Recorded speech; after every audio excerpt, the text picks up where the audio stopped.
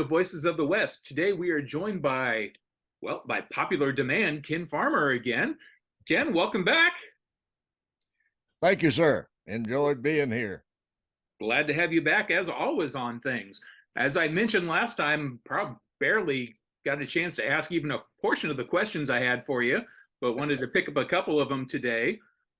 Start off with something really simple on things. What do you think makes a great Western?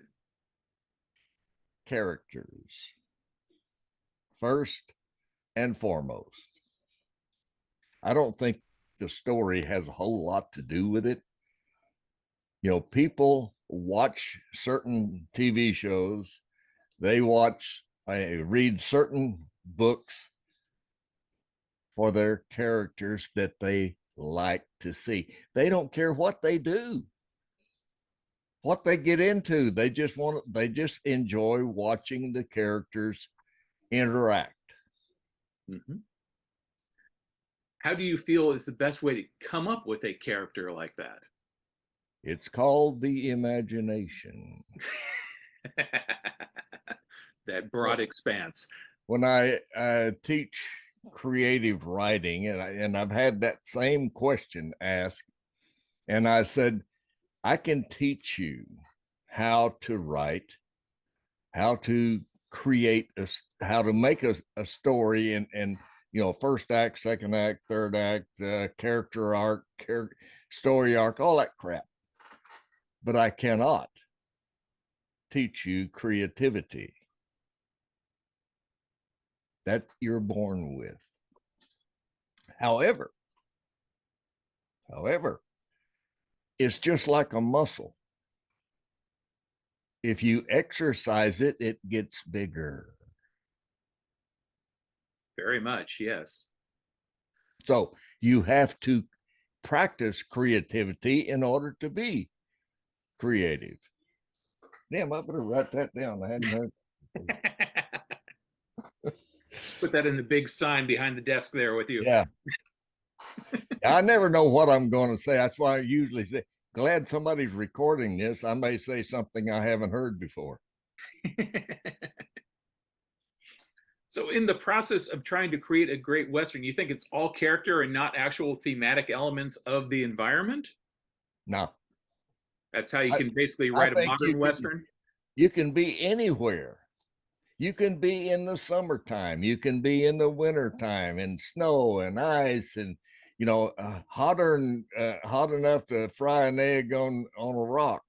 It doesn't matter. It's still story.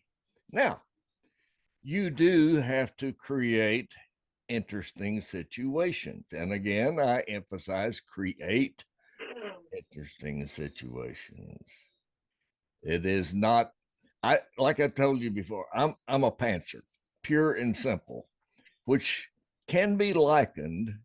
Now, when I taught acting and was an actor for 45 years, that one of the things that we practiced daily or every time we had a class was an exercise called improv, which I would tell you, okay, Kevin, come up to the front. Here's your who, what, where, when, and why. Go. And you have to create a story on the spot using those who, what, where, when, and why. Writing a book is the same for me. It's an improv exercise. If I have the character, then I have a general storyline. I may not have a clue. I guarantee I won't have a clue on how it's going to turn out, but I will know what he's got to break up a wrestling ring, take them from Texas to Oklahoma or the nations or the territories or whatever.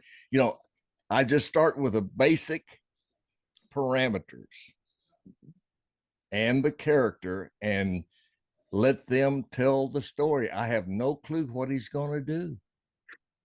I really don't. Sometimes I'm as surprised as the reader. Whoa, I didn't see that coming. So do you start with the idea that you got an idea for a neat character, or do you get an interesting situation to put a character in? No, I start with a character, and then somewhere from you can see the muse sitting on my shoulder, right? Of course. Oh, what? Oh, she says you can't see her. Only I can. But okay, I got it. She will give me a picture. Like I mentioned before, I used to call myself an author. Now I say I create illusions. Mm-hmm. I will get an illusion, a visual image. Like I said, I create a movie. I get an image, and which is usually turns out to be the cover. I see oh yeah, great. And I literally let the character create a story around that image. How much do you throw into research, particularly being on the Western genre for that? A ton. Now, I am a stickler on authenticity, Mm-hmm. from dialogue to tact to clothing. I think I may have mentioned or to you or somebody, I don't remember who in the hell it was, that I hate seeing covers with old West cowboys with belts. The belt, the loop, the pants with loops weren't created until after the turn of the century. So don't give me a cover showing a cowboy with a belt and a gun belt and his sleeves rolled up to his elbows. That was rude, ill-mannered, and you didn't do it. The Unforgiven had a good a costume designer. Lonesome Dove, good costume design. Tack drives me crazy when I see, people that, especially movies with a Cheyenne roll saddle, for example. That means, if you know what that is. Vaguely, yes. I know certain Okay. levels of tack for making The covers. top of the cantle is curled over. Mm-hmm. The cantles did not curl over again till after the turn of the century. I glanced at a writer the other day on the look inside. I always read the look inside to see if I want to read the book. I can tell in the first 5 pages if it's okay. This is horse hockey. And he said, he strapped on his gun and tied it down. I said, oh God, Hollywood, don't do this to me. Did no such thing. Didn't have drop loop holsters. That was created by a Texas Ranger in 1906. And they damn sure didn't tie them down. The movies notwithstanding. Mm-hmm. Because there was really no such thing as a fast draw. Yeah, it wasn't necessarily the formal gunfighting duels that we come to expect. No, that's a different horse. Well, Wyatt Earp did say, draw slow, shoot fast. So again, accuracy is, to me, is the key. Dialogue. I may have mentioned before the proliferation of the use of okay, which did not become part of our vernacular until the 1930s. Hello. Even though there was a Choctaw word spelled O-K-E and pronounced Oki, and it meant I understand. Could have been the genesis for the use of okay, that Oki, O-K-E, not or I understand, which is how we use okay today. Is someone says okay, I mean, I understand. Stuff like that. Stretch that to the okie dokie. Yeah. Yeah. Well, it could be, but that is a Choctaw word. And I've researched, I use a lot of Indian languages. Whether it's Chickasaw, Choctaw, Cherokee, Apache, Comanche, I will use, their wordage.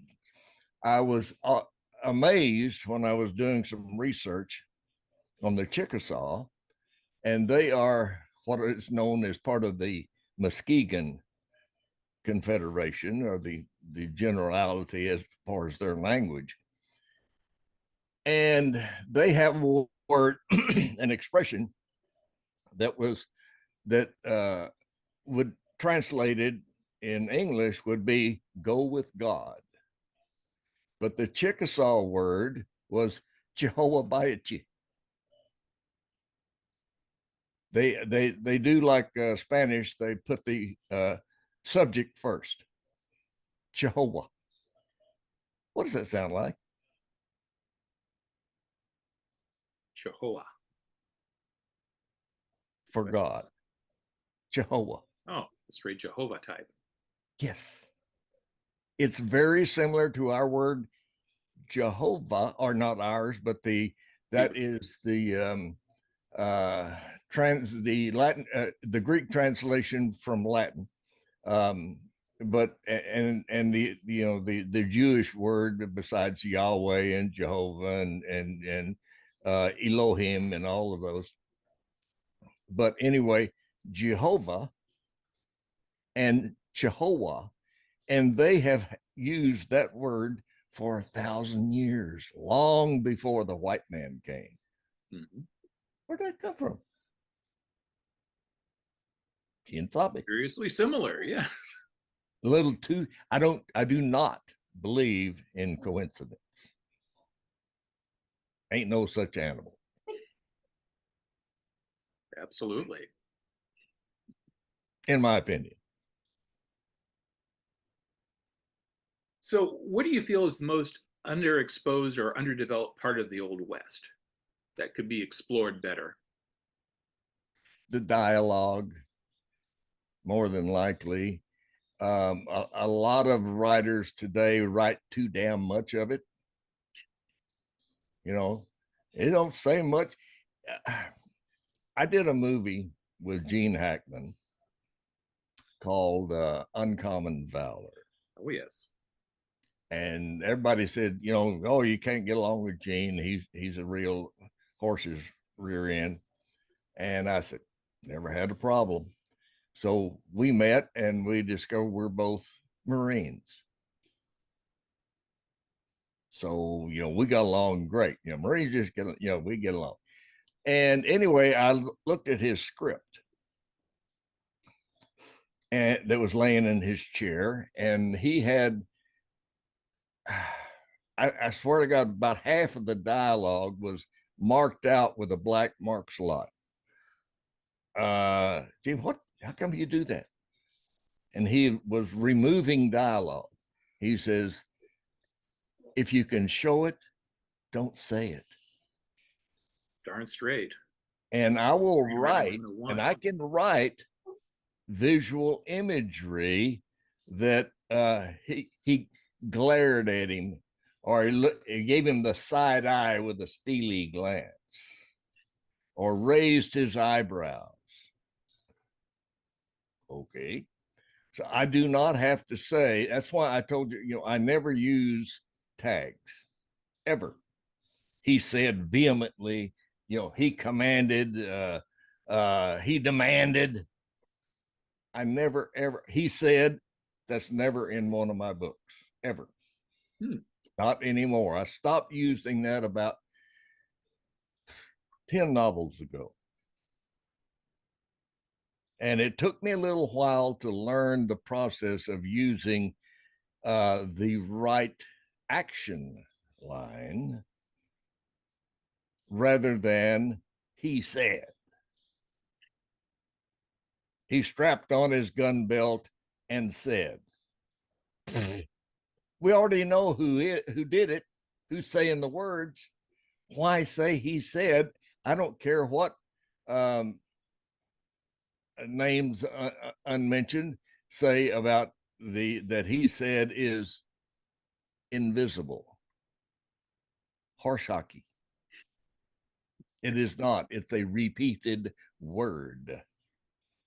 And every time you repeat a word, you tend to lose the reader a little.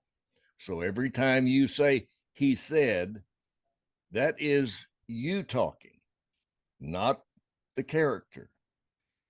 That's a break. You lose the reader for just a millisecond, but enough. I think it makes a much smoother write to use action lines to identify who's speaking, as opposed to me telling them, he said, he demanded, she cried, she yelled. That's why God created the exclamation point. Indeed. Well, that's one of the things I always tell people, particularly for marketing type purposes. You get to use one exclamation point per ad. That's about it. Yeah, I will use maybe 3 in a book, in an entire novel. Because if you overuse them, then again, they lose efficacy. You're not exclaiming. Yeah, that's a good word. I better write that one down too. Get some good efficacy down.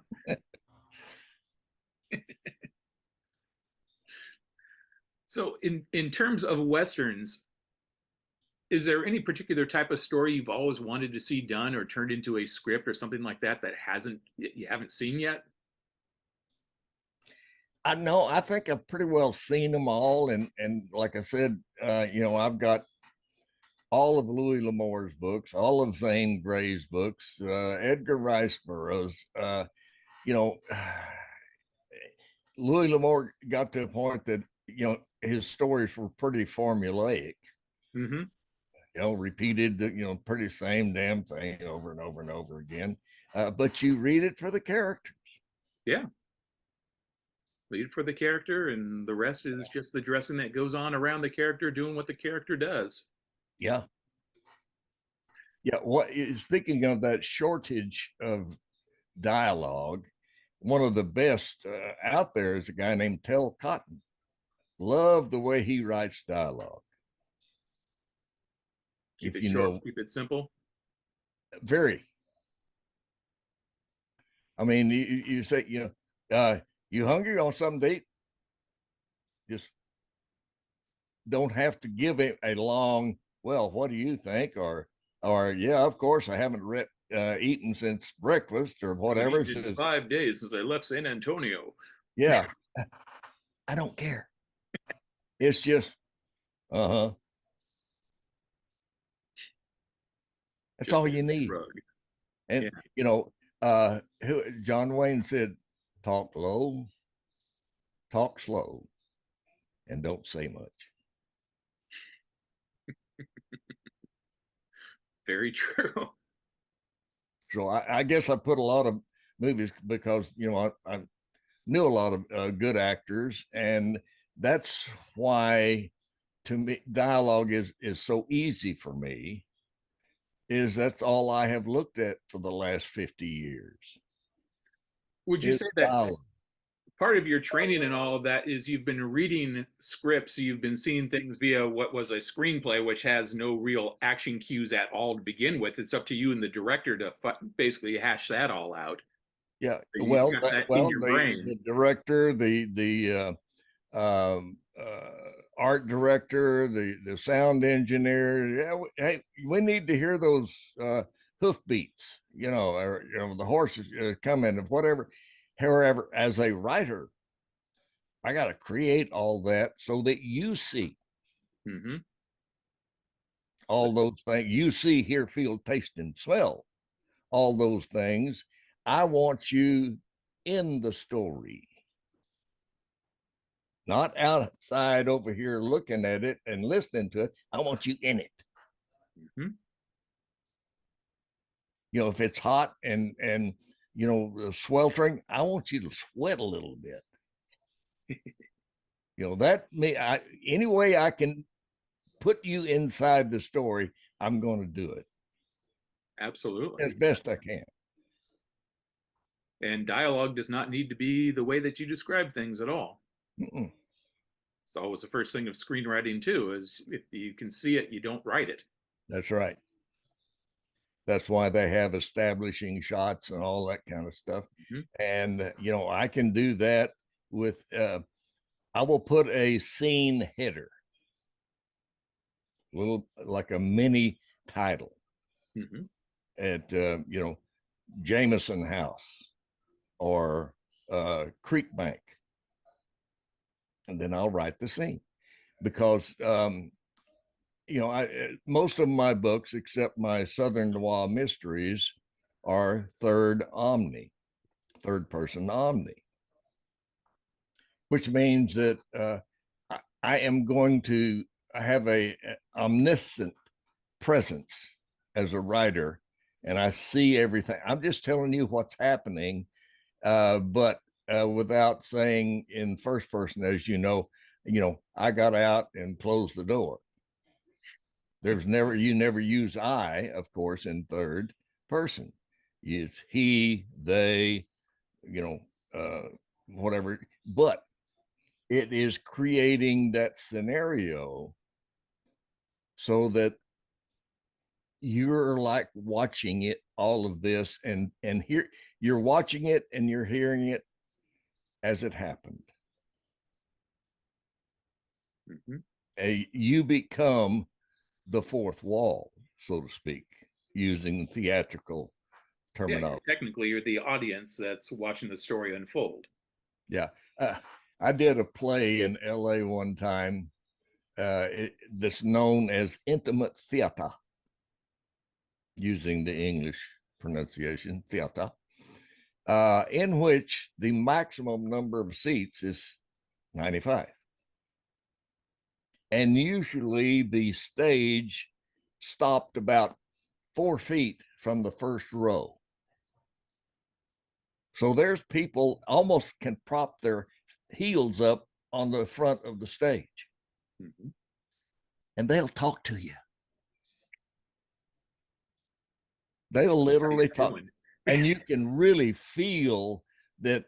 I was doing Night of January 16th by Ian Rand. And there's a scene in which the one of the guys was had a fairly long monologue, and I had my character to smoke a pipe, and I could feel and see the audience. They were nodding and losing all interest. He was dying. And I had this pipe, and there wasn't anything in it, but it was prop, so I looked and I go pop the bowl in my hand like I'm dumping out the ashes, and I look around on the stage, and we're right up at the front, and I'm nowhere close to an ashtray or anything. Of course, there's nothing in my hand, but I got it cupped so nobody can see. I just shrugged my shoulders and put it in my coat pocket. Audience dies. Well, and then when the curtain went down, he said, "You upstaged me." I said, "You damn right. You were dying." And I saved the scene because you have got to learn to be more interesting. And that, as a writer, it has to be interesting. I love that quote from Edgar Rice Burroughs. I never proclaimed to know anything about writing. I just like to tell interesting stories entertainingly. Absolutely. I'm going to entertain you if I have to break your arm to do it. That's why I love to write, and we've talked about this before, pathos, drama, humor. Pathos, drama, humor. If you don't throw a little humor in there, then it becomes one note Charlie, which is boring And in my opinion. painful experience for the audience to follow along with. Yes. And you lose them. You can lose it. That's why when I'm teaching class, I say, if you don't have your reader in 5 pages, you're not going to. Mm-hmm. If you can't get them on the train, they ain't going to make the trip. Yeah, I can say I can tell stories all day long, and I can do, tell you how. I cannot tell you, however, how I create a story. I let the character create it. And for some reason, and maybe this is just a little foible of mine, or maybe just a characteristic, is that I like to write twists. When I see something happen, I said, oh, okay, that's going to be a red herring, possibly. And in other words, I like to put a little mystery in it so that when it gets to the end of the book, it's, whoa, holy cow. Had no idea that was going to happen. Well, and so every time you put a plot point in, and I use, in writing, they use the word foreshadowing. Mm-hmm. In film and television, and theater, we use the word finger post, which means I will say, and maybe a very short phrase that if you're really good and paying attention, it will tell you what's going to happen. Mm-hmm. Or if you look back, oh God, yeah, he said that. Back in chapter 10. I'll give you little hints along the way that foreshadow or finger post, as I prefer to call them. And just a little, these are breadcrumbs. Mm-hmm. I'm going to drop them along the way. And I like to think that I don't want to spoon feed you. I'm not going to give you 5. I'm going to give you 2 plus 2 plus 1. You figure it out. Mm-hmm. Very much so. I'm going to make you work for it a little bit. Not too much, but enough so that maintains the interest. So if I give you 2, okay, then I give you 2. Something going on here. Then I give you 1. Aha. The answer, there's 5. Well, it's been said that in writing, particularly script writing when it comes to that too, but you don't mention anything that doesn't have to do with the plot. They went and hung a carpet up on the wall. Why the heck did you hang a carpet on the wall? Who cares? But if it has something that's going to tie back in later, then you talk about the carpet you hang on the wall. Yeah, unless it is a pure red herring. That is your exception to that rule. Just to drag you a different direction. A red herring, I'm going to send you off on a detour over here. And are you good enough to catch that? Indeed. Stories are loaded with those. Yeah.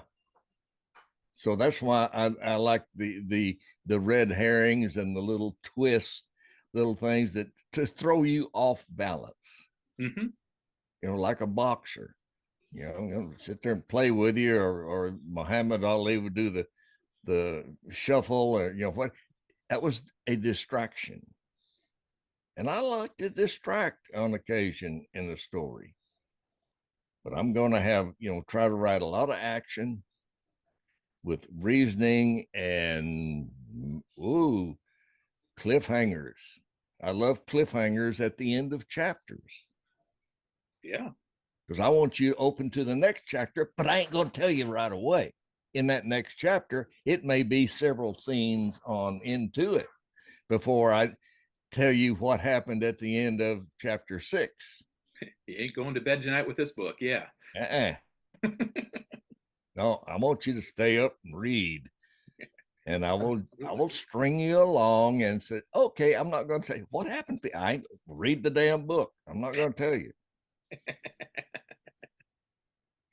Very Because I much get so. people that ask that at signings and so on that have read, say, yeah, well, what happened? I said, finish the book.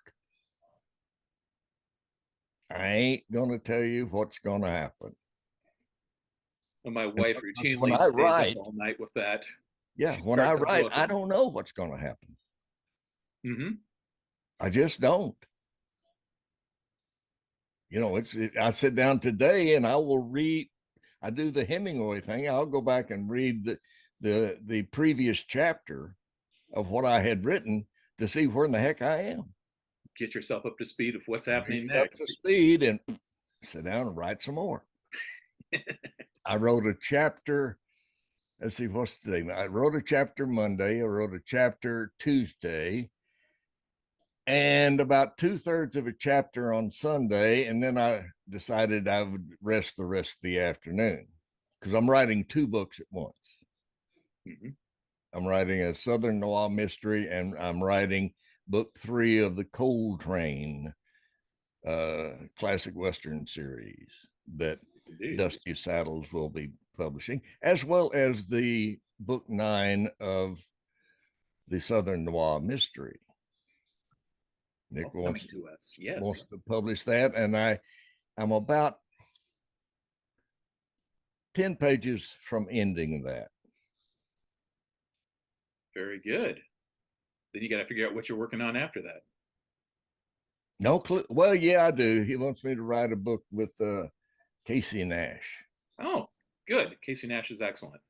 Yeah, yeah. I've got figure out what story I got to figure out a story concept and what character I want to work with his character Jubal Stone. hmm Somebody that needs something from bounty hunting somewhere in there. Yeah, well, who knows? I do have a bone to pick. Yeah, but I will get with that and way too many writers use the word and the U.S. Marshal rode into town. Didn't happen. There's one U.S. Marshal per court district, federal court district. There's 96 today. Started out with 13. There was probably somewhere around 35 or 40 U.S. Marshals in the Old West, and they were administrators, didn't go in the field. They were political hacks. They hired the 200 deputy U.S. Marshals in the Indian Nations, for example. But the marshal at the time, what is his name? James something or other. Anyway, he only served for a couple of years, but he hired all of the 200 United States deputy. You got to use that word.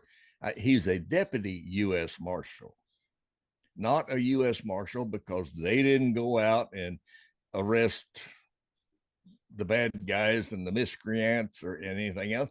They stayed in the office and were administrators. They handed files out and they smoked cigars. Yeah. They weren't cops. So, and too many people call them U.S. Marshals. They're heroes, but they weren't. To be accurate, you should turn. You want to be the top guy. Yeah. Yeah. Even Doc Holliday was a deputy U.S. Marshal. Yeah. He didn't steal the badge from Wyatt. He was appointed. Yeah, you get deputized. He was deputized. You have to be deputized to be a deputy U.S. Marshal. Ergo, the word deputy. Indeed. Well, I'm looking forward to learning more on our next interview that we have coming up here. We'll be taking a little bit more looking at how you actually do manage to put your scripts together, even though you don't have a clue how you do it. Don't have a clue. I just sit down and take. I don't take pen in hand. I take keyboard in hand and just start. Very good. Well, Take we'll be that exploring picture. that more. I take that picture of the cover and I said, I just start writing a story around it. Outstanding. It's magic. All right. Well, Ken, thank you so much for joining us again today, and we'll be Yes, talking to you soon. Enjoyed the singing and the big orange drink again. Always. All right. Have